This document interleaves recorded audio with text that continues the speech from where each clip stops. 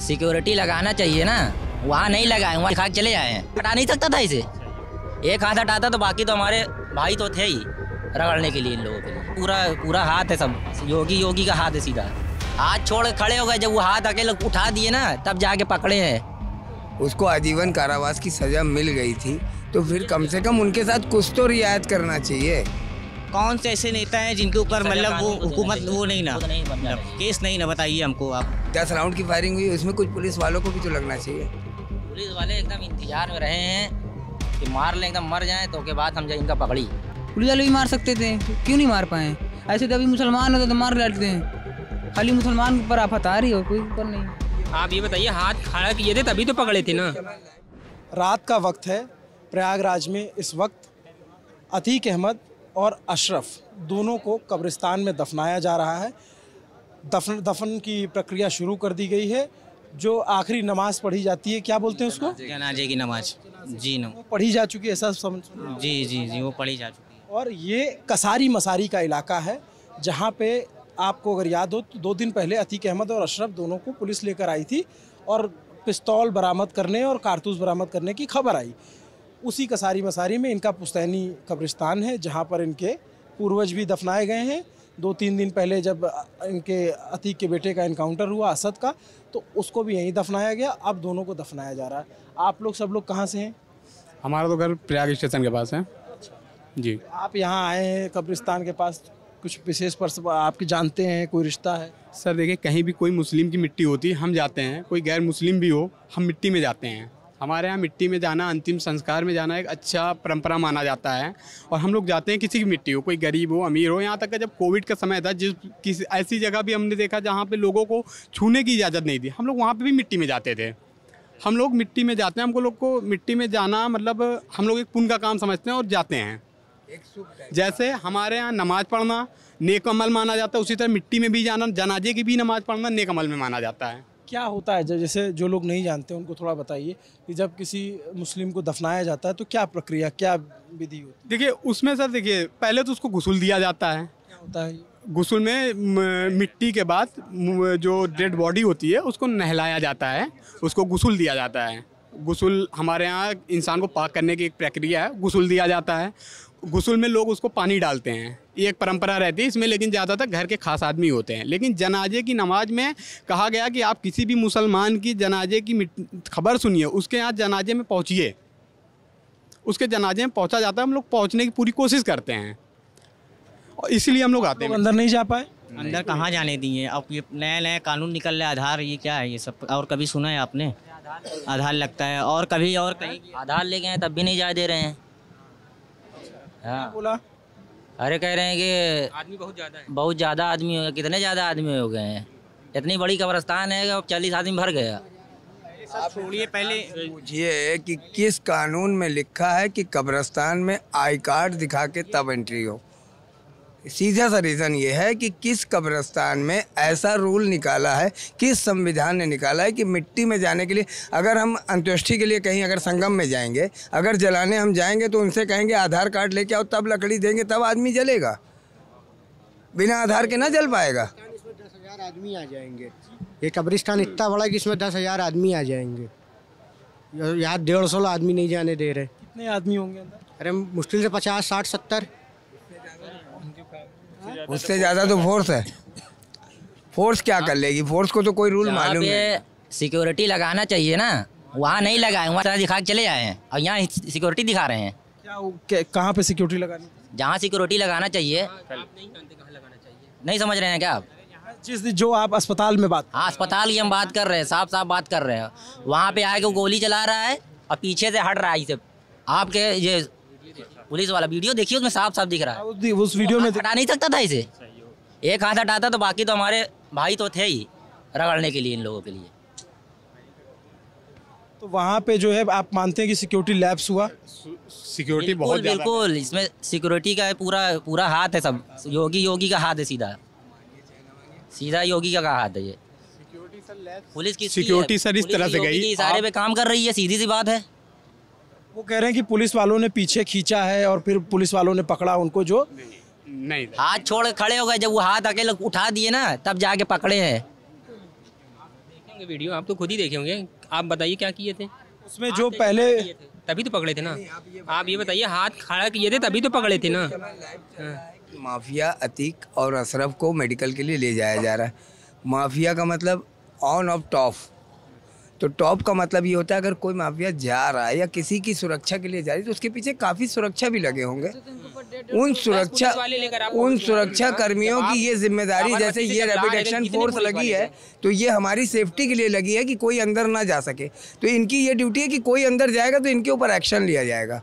तो वहाँ भी उनकी जिम्मेदारी पूरी बनती है कि अगर कोई मेडिकल कराने आपके सुपुर्द आ रहा है तो उसकी पूरी सेफ्टी की जिम्मेदारी आपके ऊपर है। आपके बीच ये आदमी घुस के आपके कनपट्टी पे मार के चला गया, आपको अंदाज़ा ही नहीं लगा। तो आप लोग जो वहाँ पे देखे सिक्योरिटी लैब्स की बात कर रहे हैं, पहले भी जो है उनको लाया गया था, इससे पहले भी उस अस्पताल में ले जाया गया था मेडिकल के लिए, फिर आप लोग पहले ही ले गए थे जी, तब तो मतलब कुछ नहीं हुआ। ये पूरी भैया देखिए, ये पूरा देखिए एक पूरा प्लान हो गया था कि वो आएगा, इसी समय आएगा। और भैया देख लीजिए आजकल वो मीडिया के रूप में आए थे। अब बताइए, हाँ उनको मीडिया कैमरा लेकर अतीक ने क्या कहा था? अच्छा एक बात, अतीक अहमद नहीं बोला था कि हमें मीडिया के ऊपर भरोसा है, तो उन्होंने मीडिया के ऊपर हाँ कि चाह रहे थे कि आप लोगों का शुक्रिया, आप लोगों की वजह से मैं बचा हुआ हूँ, इस तरह से एक बयान है। जी, मीडिया के ऊपर उनको भरोसा था। अब मीडिया वाले के रूप में वो लोग आके मार दिए, तो पुलिस को पहले से उनका तलाशी, आप जो भी हो पहले से यहाँ तलाशी। लेकिन जनरली ऐसा होता है कि जैसे हम लोग भी यहाँ कवरेज के लिए आए तो हमारी तलाशी नहीं होती है। तो लेना चाहिए, ये गलत है ना, लेना इतना दिया गया है ना। अब आप लोग के भी तो एक दाग लग गया ना। मीडिया के रूप में आए ना, उन्होंने मारा। उनका आधार कार्ड, उनका चैनल क्या था। अच्छा इससे पहले भी अतीक अहमद का मतलब हाथ बांध के लाए कभी आपने देखा है? कभी नहीं आए। कभी देखा है आपने? इससे एक दिन पहले आए थे तो अलग अलग गाड़ी में आए थे। बताइए, और आज दो आदमी का हथकड़ी बांधना है कानून में, हमें कानून में है एक साथ दो लोग का हथकड़ी बांध सकते हैं। कोई अभी उसका जुर्म अभी क्लियर नहीं हुआ कि वो मुजरिम है, तो हथकड़ी किस बेस पे? वही चीज़ है ना। उनको आजीवन कारावास की सज़ा मिल गई थी, उससे हम लोग सहमत हैं कि अगर किसी ने गुनाह किया है तो उसको आजीवन कारावास की सज़ा मिल गई है। उसको आजीवन कारावास की सज़ा मिल गई थी तो फिर कम से कम उनके साथ कुछ तो रियायत करना चाहिए, उनको कुछ तो रियायत करना चाहिए कि बिल पहले दिन जब वो मेडिकल के लिए आए थे तो उनके साथ काफ़ी फोर्सें थी। अगर हमने किसी दिन जैसे पहली बार जब वो आए थे तो उनके साथ फोर्सें ज़्यादा थी और कल जब आए हैं तो फोर्सें कम थी।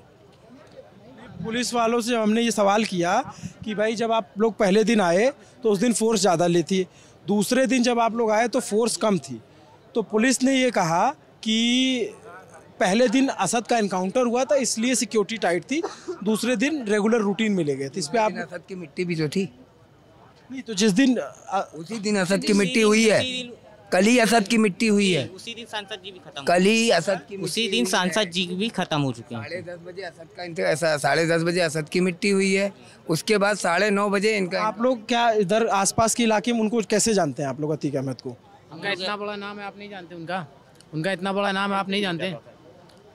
हेल्पिंग नेचर था उनके वजह ना, गरीबों के मसीहा थे, समझ लो बस। लेकिन बाकी लोग तो माफिया कहते हैं उन्हें। माफिया विपक्ष वाले कहा थे ना, वो क्या बनाया है, उनको बना रहे हैं, उनका माफिया कहा थे, माफिया रहे नहीं ना, किया जा रहा है उनको, खाली बदनाम किया जा रहा है कि वो माफिया हैं। वो बस उनके नालाई के जो उनके रिश्तेदार है ना, वो सब उनका माफिया बना दिए नहीं। वो आदमी ठीक रहे, समझ गए ना।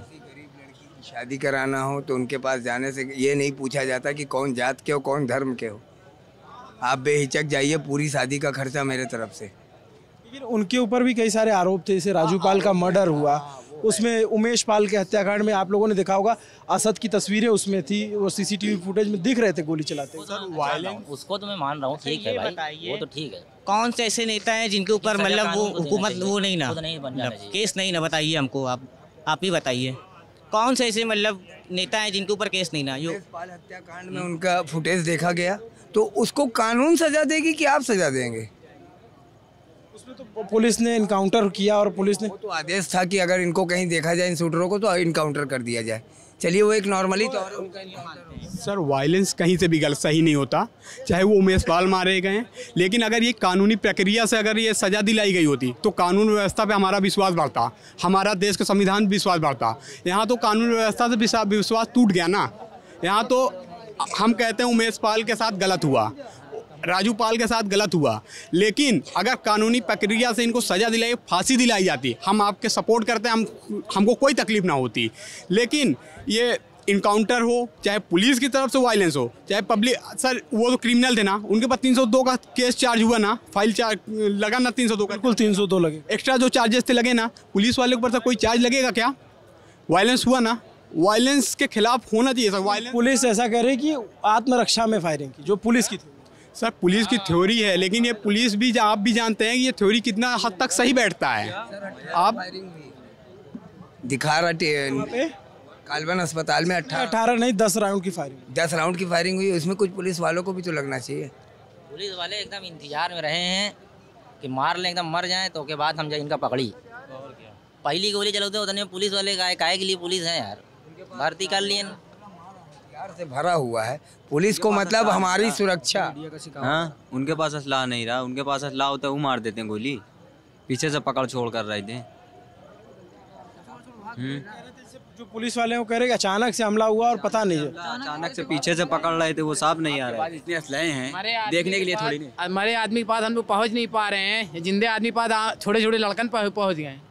अभी आज संसद जी अतीक अहमद मर चुके हैं, हमको उनके पास मिट्टी नहीं देने, हम पहुँच नहीं पा रहे हैं हमारे आदमी के पास, और जिंदे आदमी के पास लड़कन पहुँच गए।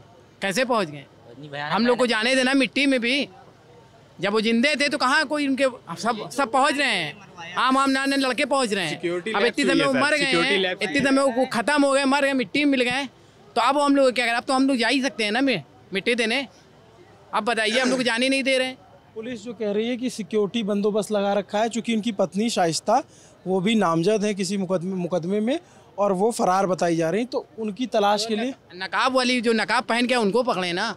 अब हम लोग नकाब पहने हुए हैं। कब्रिस्तान में सर फीमेल नहीं आती हैं, कब्रिस्तान के अंदर फीमेल नहीं जाएंगी, कब्रिस्तान के अंदर केवल मेल पर्सन जाता है। गुस्ल देने के लिए केवल मेल पर्सन जाएगा, फीमेल है तो फीमेल पर्सन नहलाती है, अगर मेल पर्सन है तो मेल पर्सन नहलाता है। किसी भी कब्रिस्तान में आपको फीमेल जाते हुए नहीं दिखेगी मिट्टी देने के लिए। कब्रिस्तान में सिक्योरिटी लगाने का कोई अगर ये तर्क है प्रशासन का या मीडिया का, तो ये तर्क बिल्कुल सही नहीं है। कब्रिस्तान में मेल पर्सन जाते हैं, फीमेल नहीं जाते। जैसे असद के इनकाउंटर के बाद जब मिट्टी हुई यहाँ पे, तो कुछ महिलाएं आई हुई थी, प्रशासन द्वारा उनके घर पे नहीं जाने दिया गया, प्रशासन द्वारा मिट्टी डायरेक्ट कब्रिस्तान लाई गई, इसलिए महिलाएं आई होंगी। लेकिन अगर घर पे जाने देंगे, महिलाएं नहीं आती हैं। हमारे यहाँ मना है शमशान पे जाना, महिलाओं को कब्रिस्तान पे जाना नहीं आती हैं महिलाएं कब्रिस्तान पे। आप लोग भी या इसमें आए थे? जी हम लोग भी मिट्टी में आए हुए, मिट्टी में मगर जाने नहीं दिए। बताइए, जाने नहीं दिए। आप लोगों की प्रशासन से क्या मांग है? हम लोग मिट्टी में जाने दे देते हैं, लास्ट समय आखिरी समय आधार भी लेकर आए, सब कुछ लेकर लेते। एक मुट्ठी मिट्टी है डालते, अब तो वो मिट्टी में मिल गए। कम से कम एक मुट्ठी मिट्टी हम लोग एक मुस्लिम मोमिन के नाते डाल लेते। अब उसमें भी हम अपना आइडेंटिटी प्रूव करें, तब उसके बाद जाएं। अच्छा, यहाँ जाना पा रहे हैं, इसके बाद भी नहीं जाना पा रहे हैं, आईडी देने के बाद भी। यहाँ की सेफ्टी जरूरी थी और वहाँ की सेफ्टी जरूरी नहीं थी। आज तो उसको पुलिस की चूक मानते हैं? बिल्कुल मानते हैं, ये है ही चूक। चाहे जहाँ से भी हुई हो, चाहे वो अपने डर से या चाहे अचानक आके हमला कर दिया हो और वो हट गए हों, उनके भी बीवी बच्चे हैं। पुलिस की साजिश थी, वो पुलिस ने करवाया तो हुआ ना। आप लोग क्या इधर चकिया इलाके, कसारी में? हाँ, चकिया के इलाके के हैं, इसलिए जब वो आते थे बहुत ढेर सारी पुलिस थी। कल आए तो 4 ही पुलिस थी। क्यों उनको 4 पुलिस उनके साथ? बगल में उनके साथ पुलिस, बगल पुलिस खड़ी थी। पुलिस वाले थे, ऐसा बताया 17 पुलिस वाले थे। पुलिस वाले मरने के बाद कितनी भी बहुत होते हैं, 17 पुलिस वाले भी चाहते तो बचा लेते हैं, 3 तो समझ लीजिए। मगर ये सब चीज़ साजिश है, आज समझ लीजिए भैया। पुलिस वाले की बात तो असला था ना, पुलिस वाले भी मार सकते थे, क्यों नहीं मार पाए? ऐसे तो अभी मुसलमान होते तो मार डालते हैं, खाली मुसलमान पर आफत आ रही हो, कोई ऊपर नहीं। लोगों ने कहा कि विकास दुबे का भी इनकाउंटर हुआ था, तो ये बात गलत, जो सरकार का पक्ष वो कह रहे कि ऐसा नहीं है कि विकास दुबे पे भी कार्रवाई हुई थी, अतीक अहमद पे भी कार्रवाई। विकास दुबे ने लीगल गलत किया था, उन्होंने कितने पुलिस वालों को मार दिया था, उन्होंने सरकार का गलत, सरकार के 8 पुलिस वालों को मारा था ना। वो तो पुलिस लोग कहाँ मारे हैं? अब पुलिस वाले पीछे उनके हैं जो पुलिस वाले यहाँ उमेश पाल उमेश पाल में हम बता रहे हैं, उमेश पाल में 2 गनर मारे गए, वो भी अपने सम्मानजनक थे, वो भी किसी के पति थे, किसी के बाप थे। उनके जगह पे असद को इनकाउंटर कर दिया गया, ये लीगल था कि उन्होंने किसी की जान ली तो उन्होंने किसी की जान ली। इनके पीछे क्या था? इनको तो आजीवन कारावास की सजा हो गई थी। इनकी तो हत्या कर दी गई अपराधियों की तरफ। आखिर क्यों? जब वो सेफ नहीं है तो हम कैसे सेफ है? उनके साथ वो लोग गरीब हैं, 5-5 लाख रुपए का असलाह कहाँ से आया? वो गरीब दिखा रहे हैं, वो 5 लाख का असलाह कहाँ से आया? आप ही बताइए। उनकी अम्मा गरीब हैं, सब लोग गरीब हैं, झोपड़पट्टी में रहते, असलाह कहाँ से आया? असलाह आप लोग दिया ना। आप लोगों का कहने का मतलब मीडिया वाले बंद क्या है? आप ही लोग तो मरवाए हैं ना। हम लोग मरवाए नहीं भाई साहब, हम लोग नहीं मरवाए। तो मीडिया वाले बंद क्या है कि नहीं भेस में? मीडिया वाले भेस में बंद क्या है कि नहीं? रीजन ये है सर, फिर से हलचल यहाँ पे है। और अभी यहाँ पे हम लोगों से बात कर रहे थे। देखिए अतीक अहमद के पर अभी जनाजा ख़त्म हुआ है, कुछ लोग यहाँ पे निकले हुए।